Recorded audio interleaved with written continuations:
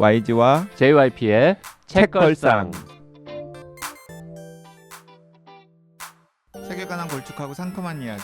YG와 JYP의 책걸상이 찾아왔습니다. YG 강량구입니다. JYP 박재영입니다. HB 김원비입니다.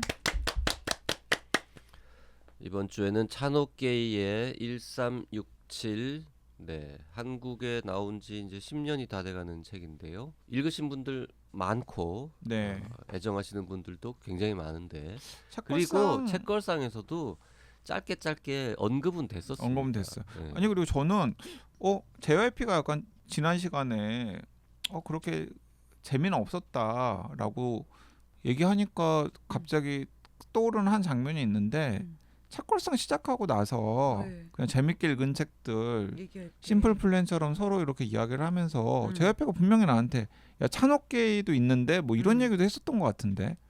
아니 그래서 제가 찬옥게이 1367 이런 얘기도 했었던 것 같은데. 아니 뭐 재미있었죠. 그 정도면. 근데 이제 저렇게까지 막 어마어마하게 훌륭하다고 얘기할 거는 아니고, 제가 좋아하는 스타일은 아니었다. 뭐 이 정도죠. 제가 한 입으로 두말하는 사람 아닙니다. 댓글 좀 소개할까요? 네. 까망토끼 2님, 혼비님 덕분에 좋아하는 작가 한 명 추가요. 꽃을 위한 미래는 없다를 기말고사 공부하는 중딩이 옆에서 피식피식 웃으며 읽었습니다. 기말고사 공부하는 중딩 옆에서 피식피식 웃으며 읽었습니다. 정말 취향 저격이네요. 제가 너무 좋아하는 사노요코 작가님의 유머와 느낌이 비슷했습니다. 아직 안 읽은 브래디 미카코 작가님 책이 많아서 마음이 든든합니다. 네. 감사합니다. 사노요코는 누굽니까? 뭐 죽는 게 뭐라고, 사는 게 뭐라고, 그 에세이 유명한 게 있어요. 근데 저는 그 까망토끼 투님은 진짜 지금 운이 좋으신 게 꽃을 위한 미래는 없다는 정말 브래디 미카코의 소품이거든요.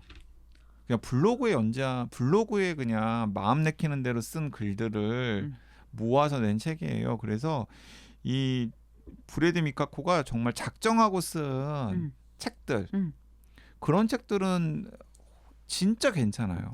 근데 까망토끼 투님이 저 같은 사람이라면 전 브래디 미카코가 작정하고 쓴 책들 너무 좋아하는데 취향 저격은 꽃을 위한 미래는 없다였어요.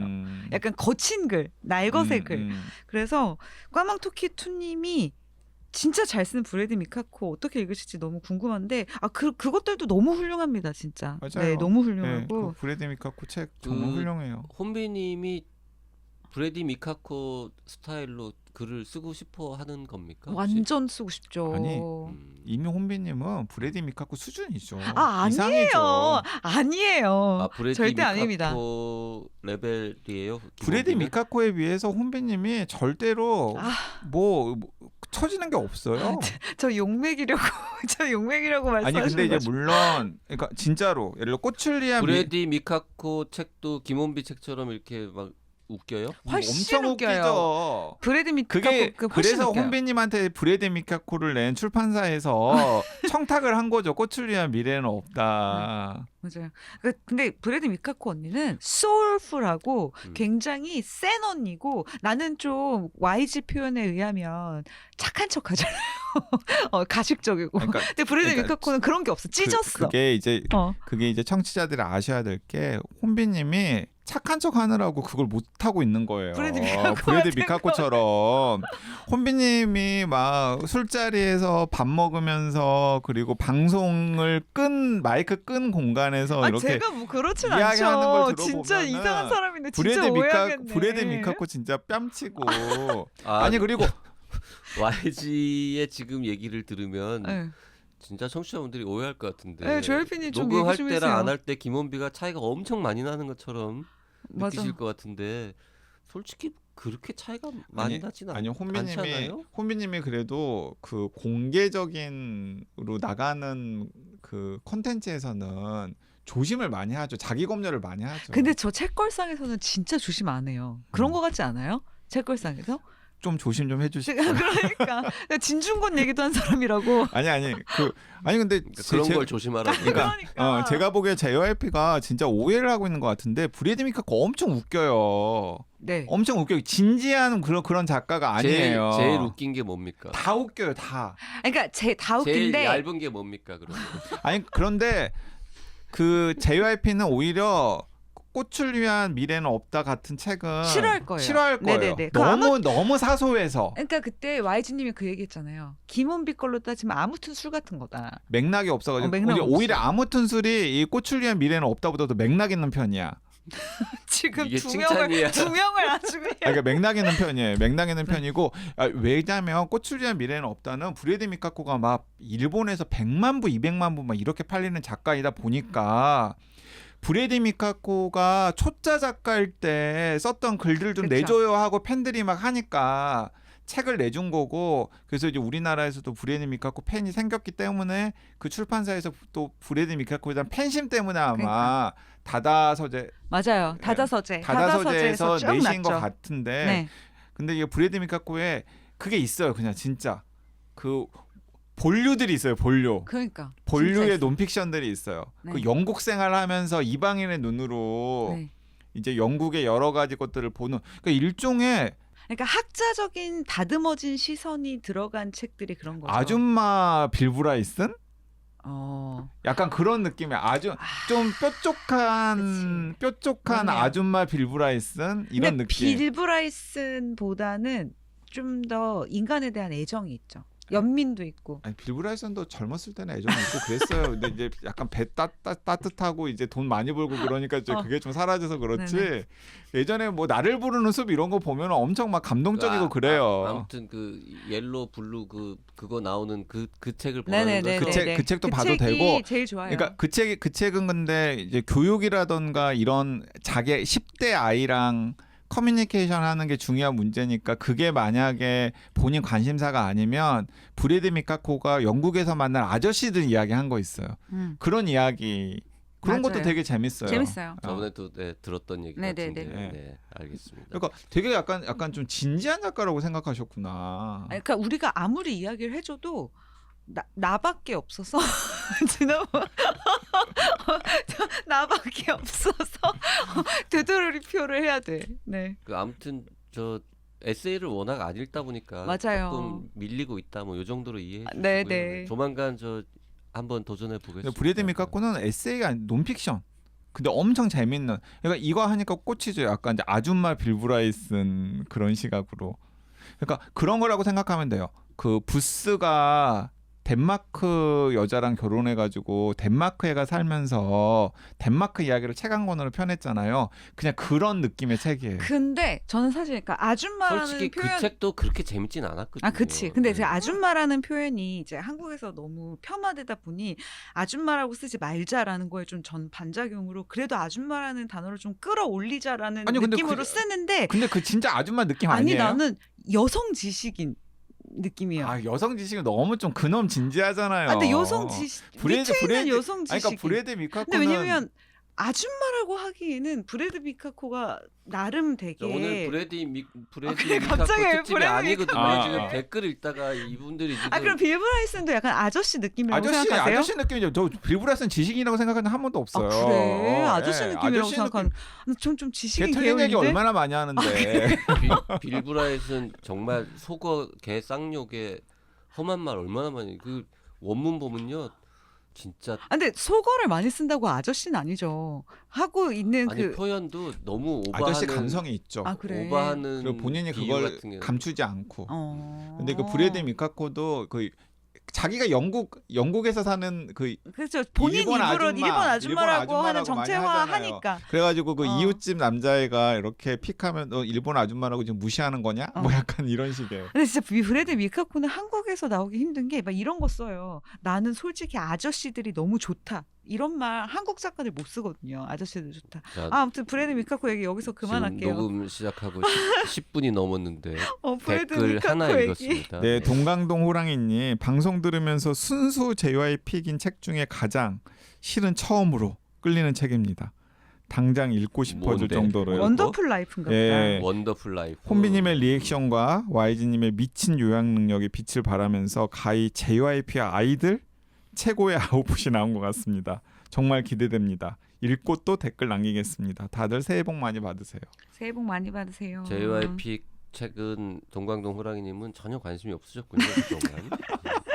처음으로 끌리는 책. 아마 그거 아닐까요? 뭐 파리에서 길을 잃다나 아니면은 겨울은 뭐죠? 아니 JYP 아 그래 중에도 12월의 어느 날. 12월의 어느 날. 근데 파리 그거 있잖아요. 저 1년에 한 번씩은 꼭 들어요. 파리에서 길을 잃다 그 방송. 아 기분이 되게 좋아져요. 그 방송을. 방송을 다시 듣는다고요? 네. 저 원래 방송 안 듣잖아요. 책걸상 방송. 근데 네. 파리에서 길을 잃다는 1년에 한 번씩 꼭 들어요. 왜요? 들으면 너무 재밌고 우리의 즐거웠던 한때가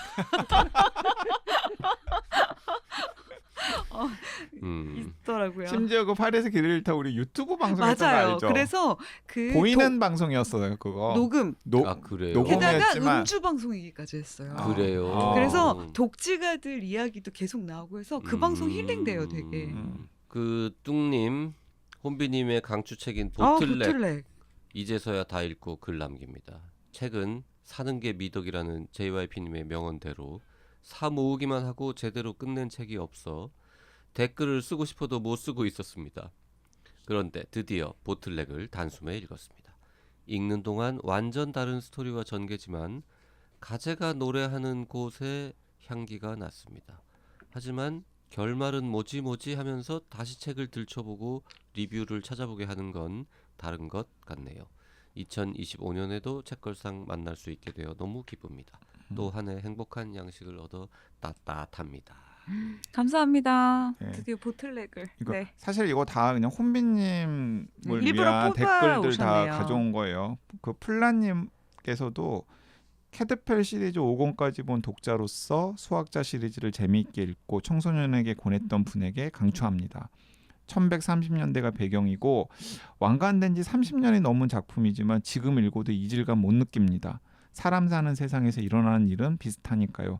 에드거 앨런 포상을 받았고 마크 트웨인의 딸이라고까지 불렸던 작가가 64세부터 이 시리즈를 쓰기 시작했다는데 다양한 경험에서 얻은 통찰과 지혜가 작품에 녹아 있습니다. 영국식 유머는 덤. 추리소설은 좋아하지만 독하고 냉혹한 건 싫은 분들, 따뜻함이 필요한 분들께도 추천합니다. 이 캐들펠 시리즈가 새로 장정해가지고 나왔더라고요. 네. 그렇죠. 네, 나왔어요. 그 혼비님은 이거 캐들펠 시리즈 좋아하세요? 저는 1권 읽고 2권으로 바로 이어지지는 못했어요. 아, 네네. 저는 저는 좀 아니었어요. 저는 어렸을 때 아마 네네. 완역본은 아니었던 것 같고 네. 이게 옛날에도 여러 가지 판본들이 나온 적이 있거든요. 네네. 그걸 저는 몇 권 읽었던 것 같긴 한데 네. 저도 그 딱 그렇게 재밌게는 안 읽었었던 것 네. 같아요. 아무래도 배경도 그렇고. 근데 또 근- 플라님 얘기를 보니까 네. 또 한 번 2권 다시 읽어볼까 생각이 드네요. 네, 근데 플라님 팬이신가 봐요. 그래서 네. 이게 꼭 읽으라고 네네. 우리가 예전에 스쳐 지나가듯이 이야기했던 것 같은데 그렇죠. 다시 지금 네. 전 패스하겠습니다. 아 당연히 전기 안 나오는 시절 네, 얘기여가지고. 전기 없고 네. 전보도 없고 커피도 없고 하던 시절. 12세기 배경으로 하는 저 수도원 뭐 이런 그러니까. 건 관심 없고. 그러고 보면 흑래성 읽은 거 기적이다. 흑내성 정말 큰맘 먹고 읽어드린 그러네요. 겁니다. 방송을 위해서. 와. 1367도요. 네. 솔직히 그때 왜 읽었는지 기억이 나질 않습니다. 방송을 위해서 읽은 책이 아니잖아요.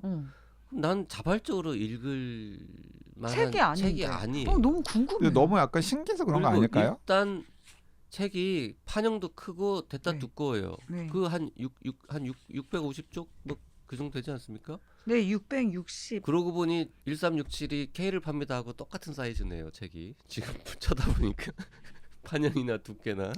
여기서 와, 판형 진짜 그러니까. 판형 공격을 한다고? 와, 진짜 아, 변칙. 정말, 진짜.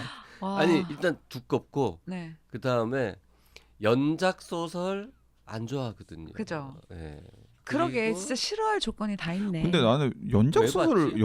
근데 왜 안 좋아하세요? 진짜 약간 싫어해요. 억지 같은 느낌이. 근데 이건 억지 같지 않잖아요. 이 연작 소설은. 네, 연작 소설 치고는 뭐 읽을 만했습니다.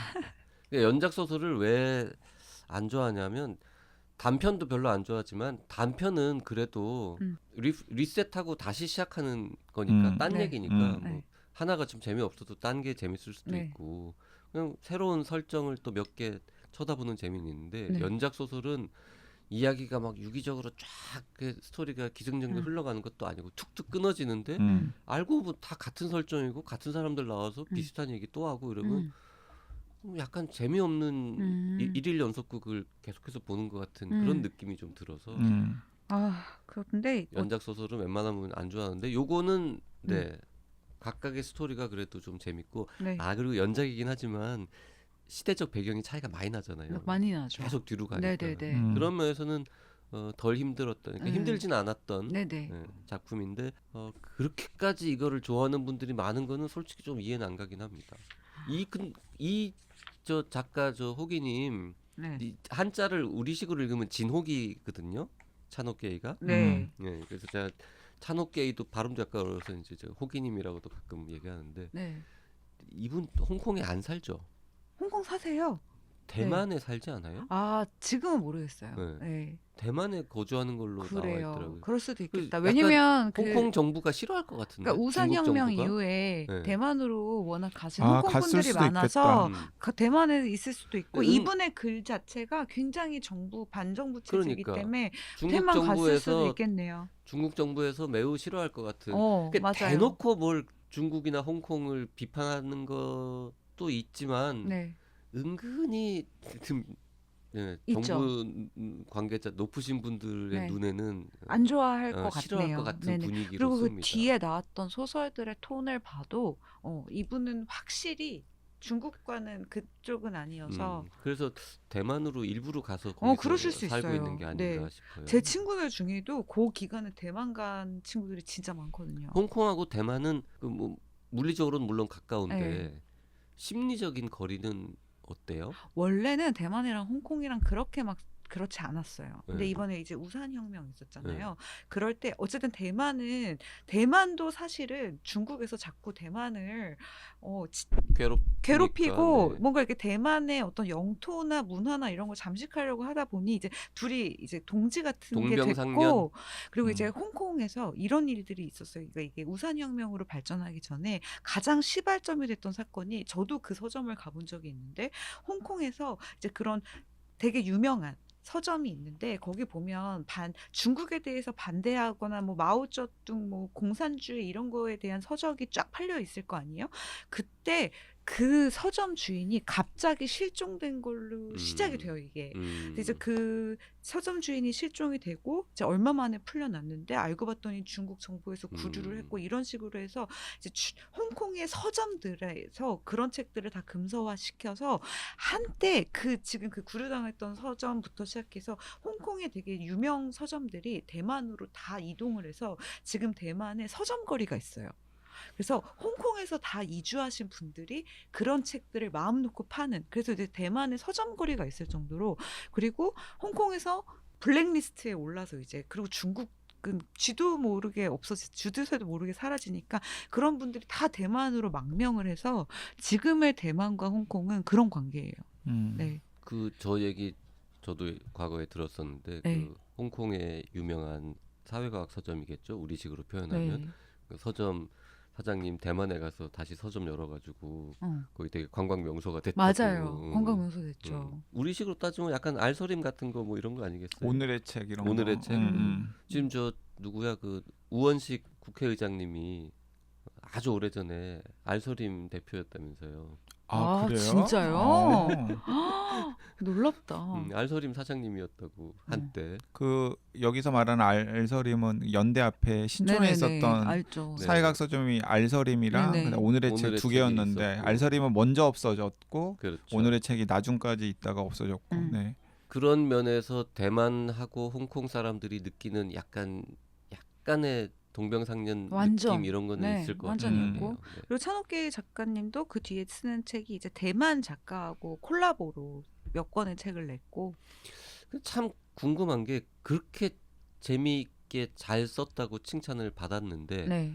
왜 다른 작품들은 이만큼 이렇게 뭔가 좋은 평가를 받는 건 없을까요? 아니 근데 상도 받고 그런다면서요. 상도 많이 받고 그런데 일단 첫 번째가 찬옥기 작가님이 오컬트 쪽에 약간 빠지셨어요. 오컬트를 좀 좋아하시기 뭐 시작하시면서 주술 뭐 이런 예, 쪽으로 예, 예, 약간 주술 좋아하면 큰일 나요. 초현실. 우리 요새 되게 많이 아, 봤잖아요. 그러니까요. 주술 좋아하면 안 그래서 이제 되는데. 약간 작풍이 약간 그쪽이 됐고 13.67에서도 두 분이 기억하실지 모르겠는데 등장 인물의 입을 빌어서 정부에 대한 비판, 뭐 사회에 대한 비판, 그리고 정의론, 나름의 정의론 이런 것들을 많이 설파하시는데 13.67은 굉장히 드라이하게 쓰여서 괜찮았는데 막내인만 봐도 이 작가님이 사회 비판을 할 때 진짜 약간 뭐라 그랬지?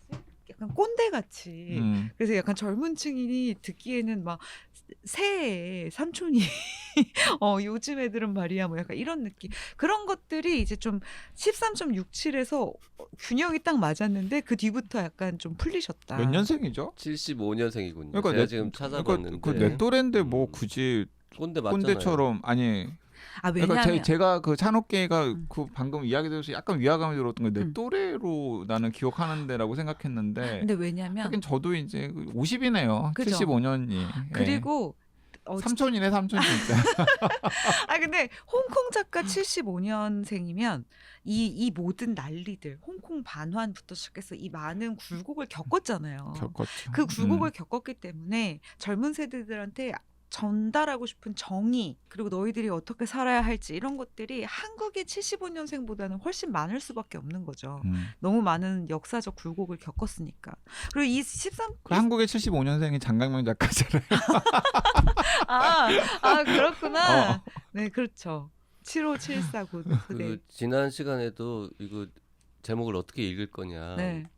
제가 13.67 1367로 우리가 통일을 네. 했었는데 혼비님은 자꾸 13.67이라 계속 그래요. 그렇게 미안해요. 읽어왔나 봐. 네. 네. 13.67이라는 소수점 숫자처럼 읽고 있습니다. 네, 다시 네. 말씀드립니다만 13.67. 저건 2013년부터 이야기가 시작되어서 1967년까지 과거로 계속 흘러가면서 6편의 이야기가 펼쳐지는 소설이었습니다. 네. 근데 이 책이 훌륭한 건 정말 각 단편마다 복선 까는 솜씨 그리고 그 복선을 회수하는 솜씨 그리고 아까 YG님도 세 번째 가장 긴 하루가 재밌었다고 하셨는데 가장 긴 하루부터 뒤로 갈수록 가장 긴 하루가 약간 그 홍콩 투어 느낌인 그 소설이잖아요. 그러니까 세 가지 일이 동시에 일어났는데 그게 아마 스케일도 커 하나는 그 무슨 청산가리를 사람들한테 투척해서 이제 막 얼굴에 테러 당하고 홍콩 지리를 알아야 돼요.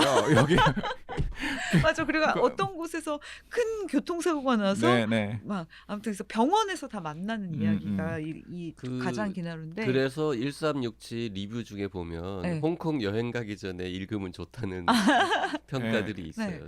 왜냐하면 그 지명도 많이 나오고 그 13.67에 나오는 지명이나 교통수단이 지금도 그냥 여전히 홍콩 가면은 다 통용이 되거든요. 그리고 제가 입원했던 병원이 배경이야. 그러니까 왜 통용이 되는지를 제가 이제 최근에 알았냐면 왜요? 최근에 13.67을 제가 1367을 그 방송을 위해서 들여다보고 있는 찰나에 한 예능 프로그램에서 어떤 분이 홍콩을 가셨더라고요. 그래가지고 그 2주에 걸쳐가지고 그분이 홍콩의 그런 명소들을 보여주는 걸 있었는데 이 1367을 읽고서 그걸 보시거나 그걸 보시고 1367을 읽으면은 서로 도움이 좀 돼요. 그죠. 네. 저도 이걸 다시 이번에 방송 때문에 읽는데 너무 가고 싶더라고요. 저 2007년 이후 못 갔거든요. 아 진짜요? 2007년이 아니구나. 2014년 이후 한 번도 못 갔거든요. 2014년 이후와도 10년이 된 거네. 10년이 된 거죠. 네. 근데 이게 그때 그러니까 홍콩을 자주 가시진 않는구나. 살았다가 들어와서는 한 번도 안 갔어요. 그래서 근데 이 책이 왜 그 두 분이 역순 얘기하셨잖아요. 이 많은 분들이 1367에서 마지막 챕터의 한 문장, 그 한 문장 뭔지 아시죠, 두 분은? 그걸 보고 눈물이 났다, 뭉클했다, 충격받았다, 너무 좋았다라고 얘기를 하는데 정말 그 한 문장 때문에라도 달려갈 이유가 충분하고요. 그 역순을 한 게 꼭 그 장치만을 위해서는 아니라고 생각해요, 저는. 왜냐하면 이게 되게 노련했던 형사에서 점점점 미숙했던 형사의 과거로 돌아가는 거잖아요. 그게 주는 감동이 있어요. 그러니까 너무 완성형 형사를 시작으로 봤는데 이 사람도 이런 미숙한 이런 판단 미스 이렇게 우왕좌왕하는 시기들을 보내왔구나를 뒤로 가면서 읽을 때 그게 주는 묘한 어떤 위로 어떤 느낌 그리고 이 사람이 지금은 되게 완성형 정의파인데 이 사람이 사실은 과거에는 비겁하기도 했고 그 일을 통해서 이렇게 정의로운 쪽으로 들어섰구나를 역순으로 보다 보니까 확 느껴지는 거예요. 왜냐하면 사람이 퇴보하는 거잖아요. 말하자면 역순이니까. 근데 그 퇴보가 오히려 이 사람이 성장한 걸 확 느끼게 해주고 그래서 저는 이 역순이 너무 좋았고 그 역순에서 앞에 거하고 만나잖아요. 그 만남도 그 앞에 거와 만난다는 게 소름 끼치기도 하지만 되게 인생에 대해서 생각해 보게 되지 않았어요? 그 대목이 되게 애틋하죠. 애틋하고 그 갈림길이라는 것에 대해서 생각해 보게 하잖아요. 그러니까 제 기준에서는 소설의 완성도를 확 높이는 장치예요. 완전. 네. 그리고 이 사람이 말하는 주제랑도 같은 거죠. 한순간에 누군가가 어떤 선택을 하는지가 이 사람의 삶을 어떻게 바꾸는지를 이렇게 극적으로 보여줬던 미스터리 소설은 없었다. 그래서 저는 이게 너무 사랑스러운 것 같아요. 이 책이. 네. 그래서 그 YG식으로 이야기를 하자면 홍콩 좋아하시는 분들이라면은 미스터리를 좋아하지 않으셔도 네네. 꼭 읽어보면 좋을 만한 소설이고 네. 그리고 흥내성 좋아했던 분들이라면 맞아, 네네. 뭐 13.67도 좋아할 가능성, 1367도 그쵸. 좋아할 가능성 굉장히 크고 네. 뭐 그리고 뭐 혼배님처럼 미스터리 좋아하는 분들은 뭐 네. 그냥 맞아요. 읽으면 좋고 그리고 최근에 가연물 있잖아요. 요네자와 호노부의 가연물 되게 재밌게 읽으신 분들은 너무 100% 좋아할 거고 또 약간 걱정되는 건 이게 약간 첫 번째, 두 번째 단편은 약간 스케일도 작고 약간 소품 같은데 이제 세 번째까지는 꼭 읽어보셨으면 좋겠다. 가장 긴 하루는 꼭 읽어보셨으면 좋겠다라는 말씀 드리고 싶습니다. 네. 근데 저는 근데 제가 이제 고전 미스터리 이런 계열을 네. 혼비님처럼 좋아하진 않으니까. 네네. 근데 1367도 이렇게 반전 이렇게 해가지고는 이렇게 너무 트릭도 아니고 이게 너무 복잡하지 않습니까? 뭐 이렇게까지 조금 다르게 표현하면 그냥 진짜 추리를 위한 추리. 맞아요. 약간 자기적인 느낌. 아, 이게 근데 너무 리얼리티가 제가- 없지 않나. 제가 그 10년 전 써놓은 메모에 그런- 나온 표현 근데 그런 걱정은 없어요? 근데 첫 번째 1, 2편은 좀 그럴 수 있는데 근데 그런 식으로 따지면 요네자와 호노부의 모든 소설들은 다 추리를 위한 추리다라고 해도 할 말이 없는 거예요. 별로 안 좋아하잖아. 그러니까 저도 이제 두 분 그것도. 취향이 아닌 거죠. 아니, 그 그래서- 작품성에 비해. 그래서 이제 그런 취향이 아니신 분들도 그냥 홍콩을 좋아하시는 분들이라면은 읽어봐도 저는 좋고 다 제 스타일이 아니지만 아이의 비극이나 흥뇌성이나 그게 지금 요네자와 호노부잖아요. 네. 네네네. 그거보다는 1367이 모든 면에서 총점이 높다고 생각하긴 합니다. 아 그렇죠. 전 홍콩 영화도 저도 별로 안 좋아한 사람이긴 하지만 네네. 그래, 어쨌든 요네자와 호노부보다는 차라리 찬옥기. 네. 네. 아 그리고 정말 세 번째, 네 번째 단편은 놀라워요. 저는 정말 와. 저 이거 사이에도 요네자와 호노부니 뭐니 엄청나게 많은 본격 추리 소설을 읽었는데 이거 3, 4편은 정말 이길 수 있는 단편이 떠오르지 않더라고요. 아니 그래서 그 10년 전에 그 이제 후배 기자가 이걸 추천을 해줘서 제가 읽었던 걸로 기억이 되는데 네. 제가 지금 기억이 지금 약간 정확하지는 않은데 그 후배 기자에게는 제가 이걸 읽고서 야 이걸 읽어봐라라고 제가 권했었던 뭐예요? 게 그 사사키 조라고 하는 네. 일본 작가가 쓴 아. 경간의 피 네네네. 경관의 피. 라고 하는 저번에 소설이에요. 언젠가 YG가 또 이렇게 지나가는 말처럼 한번 네. 그게 한국에서 영화로 만들어진 그거죠? 맞아요. 같은 그게 내용이죠? 원작인데 그 일본에서는 2007년에 나왔고 네. 한국에서는 2009년에 2권짜리로 나왔는데 네네. 최근에 다시 합권 그러니까 그러네요. 합권으로 다시 나왔더라고요. 네. 근데 저는 2권짜리를 읽었었는데 이게 되게 이것도 되게 그 경찰 소설 플러스 사사키조가 시대극을 잘 쓰는 일본 작가예요. 네. 맞아요. 그래서 경찰 소설 플러스 시대극의 느낌인데 3대가 경찰이에요. 그래서 경관의 피인 거예요. 아, 그래서 경관의 피인 네, 거예요. 경관의 피가 흐른다 할 때 경관의 피인 거예요. 죽어서 피 흘린 피가 아니구나. 네. 네. 그리고 1948년 그리고 1969년 2007년에 할아버지 1948년 네. 순직 아버지 1969년 네네.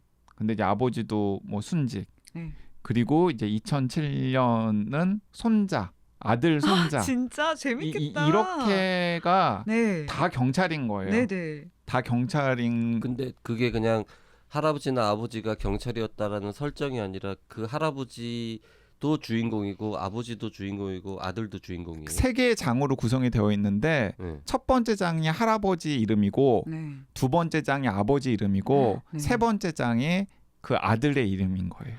아니 그러면 한 50년 동안 이야기가 이어지는 거예요. 정확하게 말하면은 59년에 걸친 3대 경찰 이야기인데 할아버지가 죽는데 약간 그 설정이 어떻게 나오냐면은 불명예스러운 죽음으로 나오는데 네. 거기에 뒤에 숨은 비밀이 있는 거예요. 네.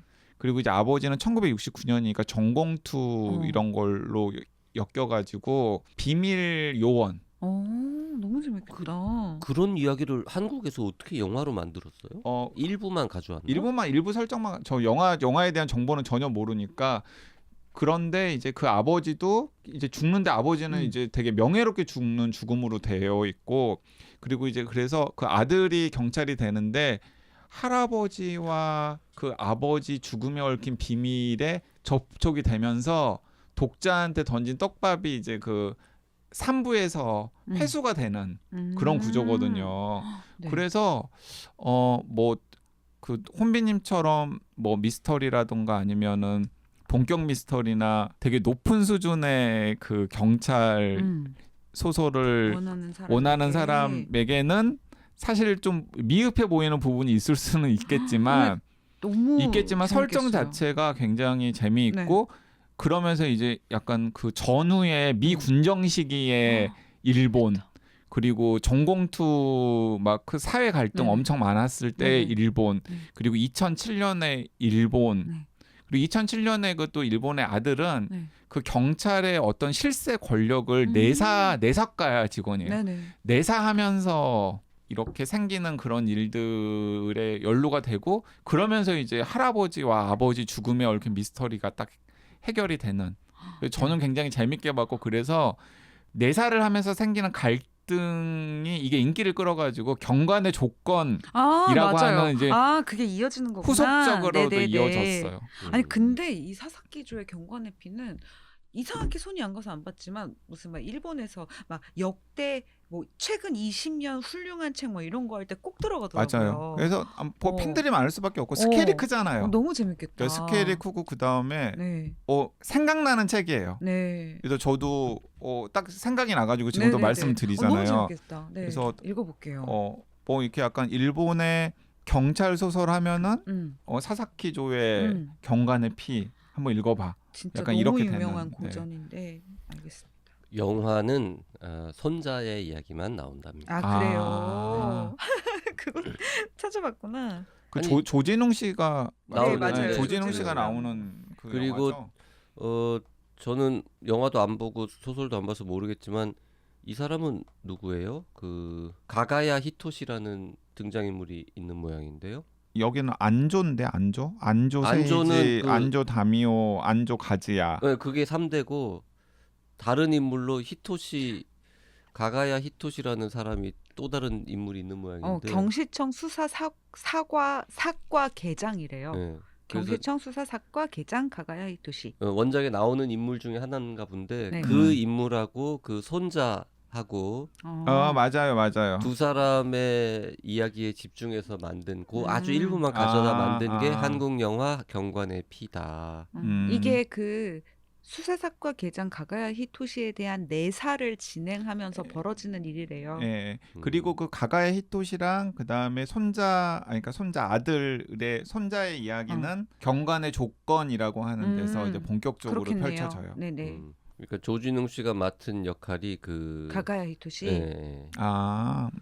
그리고 그리고 최우식 배우가 맡은 역할이 그 손자. 네. 전 이런 걸로 가장 웃긴 게 우리 그때 흑뇌성 얘기하는데 JYP가 뭘 찾더니 그 사람 역할을 맡은 게 윤문식 배우님이라고 했었나? 그거 기억 안 나요? 맞아요. 그치? 흑내성의 그 어. 감옥에 갇혀 있는. 예. 나는 그게 지금도 가끔 생각하면 혼자 피식피식 웃거든요.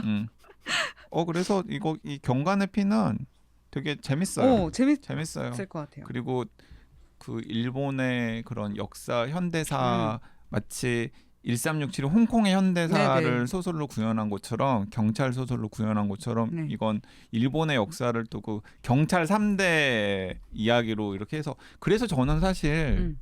그 황석영 네. 작가의 철도원 3대 네. 이론 소설이 네. 그 되게 뭐 높이 평가하시는 분들도 있던데 저는 되게 구렸거든요. 아, 철도원 3대가. 예, 철도원 3대 뭐 되게 일단 철도원 3대가 아니야. 아 실제로 3대가 다 철도원이 철도원이 아니에요? 아니에요. 철도원이 아니고 철도원이 아니고 그리고 막 그 이야기도 유기적으로 연결되지도 않고 좀 그렇죠. 뭐 그다음에 뭐 약간 좀 가르치는 듯이 맞아요. 예, 근데 그렇죠. 그 책이. 이 경관의 피는 너무나 재미있는 스토리 안에서 읽으면 자연스럽게 경관의 피 읽으면 전후에 이런 갈등과 미 군정계 이런 갈등과 이런 사회적 혼란과 이런 사건들이 있었구나. 네. 그리고 1969년에 이제 이런 일들이 일본 사회에서 이런 갈등과 이런 혼란이 있었구나. 네. 그러면서 그게 또 이렇게 유기적으로 연결이 되면서 맞아요. 뭐 독자한테 꼭 강연을 하지 않지만은 맞아요. 생각할 거리도 던지거든요. 좋겠다. 아니 그러니까 그래서 이렇게 일본에서 맨날 순위에 들어가고 호평받고 그러는구나. 네. 제가 재작년에 철도원 3대를 읽을 일이 있어서 철도원 3대를 쓰고 뭐라고 메모했나 봤더니 아사다지로 철도원이 나타났거든요. 아사다지로 철도원은 되게 감동적이죠. 네, 감동적이죠. 아사다지로 철도원이 났다. 저 좋아해요, 철도원. 아사다지로 좋아합니다. 아니 그래 아사다지로는 정말 냉정한 JYP도 보고 가슴 뭉클해지는. 맞아요. 있어요. JYP도 녹이는 힐링 네. 작가지. 아니 그래서 그 아사다지로의 칼의 지다라고 있거든요. 카레 먹을 거예요 오늘? 아니 휘두르는 칼의 지다가 있는데 이 칼의 지다가 칼의 노래보다 좋아요. 그러니까 저는 철도원 3대 같은 경우는 철도 노동자의 삶을 네. 형상화했다는 데에 대해서 굉장히 혹해가지고 읽기 시작했는데 네. 저는 이렇게 메모를 했네요. 굿바이 황석영. 아니 좀 그렇게까지는 아니었어요. 지금 마이크 켜져 있으니까 좀 자제하시고 지금 경관의 피 네. 그렇게 재밌다 그러고 스케일 크고 막 하다니까 이제 관심 있어가지고 이제 책 사이트에 들어왔어요. 네. 근데 예상과 달리 한 권이네 이게. 그래서 볼까 이러고 봤더니 합쳤어. 684쪽이네. 두 권을 합쳤어요. 근데 우리나라에서도 꾸준히 찾는 분들이 있나 봐요. 워낙 음. 많이 언급이 되는 책이니까요. 네. 훌륭한 어떤 작품. 아니 그래서 이제 제가 그 갑자기 황석영 작가의 이제 철도원 3대가 생각나는 너무 게 웃기다. 경찰 3대 이야기 소설을 언급하다 보니까 생각난 거기도 하지만은 네. 철도원 3대에는 정말 해방 후에 철도원의 삶이 등장 안 하거든요. 네. 그러니까 일단 게으른 작품이기도 네. 하고 첫 맞아요. 번째는 아니 황석영 씨 그리고 치고. 최근에 이제 어떤 그 책걸상을 전혀 이제 듣지 않으실 가능성이 큰 네. 그 원로 문학 평론가께서 네. 자꾸 한강에만 주목하는데 네. 황석영의 철도원 3대 같은 작품도 그렇게 평가를 말했어요? 받아야 된다. 진짜. 이런 이야기를 하셨는데 저는 진짜 동의가 안 되더라고요. 차라리 손님이 낫지 않아요? 저는 손님 너무 좋아하는데. 그러니까 저는 이제 황석영 작가의 옛날 작품들 중에서 문학사적으로 평가받고 의미가 있는 작품도 물론 있지만은 네. 철도원 3대 같은 작품 그건 아니에요, 저도. 모임이 응. 뭐 그 북커상에 올랐다고 했잖아요. 네네네. 근데 저는 북커상 제 말 잘해야 된다. 약간 심사위원들의 네. 약간 좀 안목이 약간 좀 의심스러운. 그렇구나. 저는 황석영 작가님을 좋아하는 편이에요. 저는 손님 너무 좋아하고 손님을 저는 최고로 치고 있고 장길산도 재밌게 읽어서 어쨌든 예, 근데 저는 그래서 생각이 철도원 났네요. 3대는 저도 진짜 좀 별로였어요, 진짜. 예. 우리가 그러다 보니 아사다지로 얘기까지 갔네요. 어떻게 하다 보니 어쨌든 네, 전 아무 말도 하지 않았습니다. 네. 황석영 선생님 요새 어린이 민담 집중 내시는데 그거 잘 팔리는 것 같은데요. 네. 아 그래요? 그 1367. 네. 저는 그 덩달아서 경관의 피로 받아봅니다. 시즌 7이 약간 컨셉을 바꾼 겁니까? 우리 책 최근 두 권씩 들어서- 하기? 아니 최근 들어서 방송이 네. 과거에 비해서 좀 더 디스올가나이즈드 되어 있어서 아, 네네. 아 왜요? 그러니까 이런 책 저런 책이 뭐 이제 이 막 책 얘기했다 파편적으로 저 책 나오니까 얘기했다가 음. 뭐 댓글 읽었다가 뭐 어. 너무 좀 더 정신 없어진 것 같지 않습니까? 근데 지금 저하고 할 때만 그런 거 아니에요? 사실 다른 게스트하고는 훨씬 노벨상 오거나이즈 되죠. 시상식 특집 한번 들어봐요. 아, 그거 더 정신 없어요? 거기 또 완전 아, 그래. 아 이제 그런 거죠. 뭐 어차피 뭐 2년 하면 끝낼 건데 아니 뭐 뭐 그냥 무슨 말을 해도 들어주시는데 뭐 신규는 이제 그냥 물 건너 갔고 어. 그 근데 원래 들으시는 분들이랑 그러니까 이번 주에는 지금 1367을 얘기한다고 명분을 세워놓고 어. 뭐뭐 얘기 브래디 미카코 얘기했지. 1367 얘기 잠깐 하고 경관의 피 얘기했지. 철도원 3대까지. 근데 지난번도 마찬가지였어. 철도원 리버 얘기도 얘기하면서 아사다 그래, 지로도 아사다 얘기했어.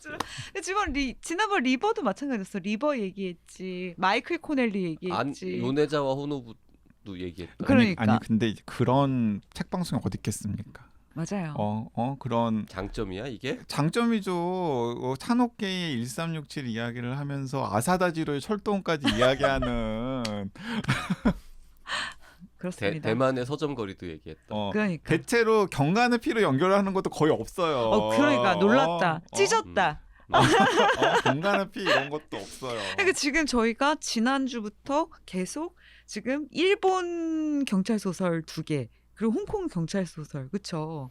요네자와 호노부 가연물까지 넣으면 거의 경찰 소설 마틴 베크 시리즈 얘기도 했네요. 네, 그게 그렇게, 5개. 네. 요네스베도 잠깐 나왔어. 중세도 잠깐 갔다 왔잖아요. 에드 맥베인 시리즈도 있죠. 그 아까 경찰 소설. 12세기 헤드펠 헤드펠. 캐드펠 수사 시리즈도 네. 잠깐 이야기했고. 에이 기분이다. 한국도 하나 경찰물 언급하자. 장강명의 제수사. 제수사가 있죠. 한국에는. 장강명 작가 재수사. 우리나라에는 제수사가 있습니다. 네네. 네. 맞습니다. 아니, 저는 장강명 작가님도 계속 제가 장강명 작가님 사석에서 꼬시거든요. 뭐라고요? 성남 이런데 배경으로 해서 그 얘기 맨날 하시죠. 맞아요. 경관의 피든 네. 뭐 해리포터 시리즈든 네.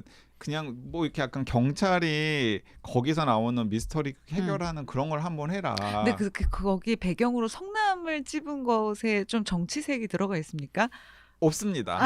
아니 너무 의심받기 좋은데. 성남이라는 공간이 너무나 그 욕망에 득실득실거리는 그런 공간이고 네. 막 사건 사고들을 네. 많이 네. 이렇게 담을 수 있는 그런 공간이기 때문에 잘 얘기해. 성남 시민 또 들으시면 또 싫어할 수 있어. 그래서 예민해요 요새 성남 시민들. 왜 예민하세요? 알잖아요. 그래서 이번에 요새 지금 성남 FC 계속 2군을 전전하고. 아니 지금 못해서가 문제가 아니라 알잖아요 성남. 아니 중간에 성남 FC도 등장시키고 그러니까 이게 그러니까 안 된다고 그러면. 근데 이게 무슨 일이냐면 제가 이번에 집회를 나갔거든요. 집회를 나가면 축구 팀들이 자기네들 축구 깃발 흔들면서 나와요. 뭐 수원, 삼성 하는데 우리 팀만 유일하게 못 들고 나가는 거야. 왜냐면 그 분위기에서 성남 이거 들고 나가면 분위기 너무 안 좋아지는 거죠. 그래서 그냥 순수하게 축구를 좋아하는 사람들인데. 하지만 사람들은 색안경 끼고 본단 말이에요. 성남 FC. 아 너무 슬프다. 아니 그 컨셉은 좋은데 다른 도시를 배경으로. 맞아. 아니, 어차피 한국 소설은 다 가상의 도시를 배경으로 그러니까 그것도 하니까. 이제 그걸 깨자는 거죠. 안산 어때요? 안산. 안산도 뭐 괜찮죠. 네네. 안산. 우리 이제 안산. 장강명 장강명 작가님 작가는 미래 듣지도 않는 미래 방송에. 배경까지. 아마 김세선 대표님이 들으실 테니까 이야기는 해주실 거예요. 네. 아니 이미 다 저번에 오프라인에서 들은 얘기라서 그 네. 얘기 또 했어 이럴 거야 장강명 작가는. 아 어쨌든 책걸상 오늘 814회였네요. 네. 2025년도 벌써 한 달 넘게 지나갔습니다. 뭐야 그러지 마세요. 이번 주에는 찬옥게이의 걸작 1367을 가지고 수다를 떨어봤습니다. 네. 감사합니다. 네, 다음 주에 감사합니다. 뵙겠습니다. 감사합니다.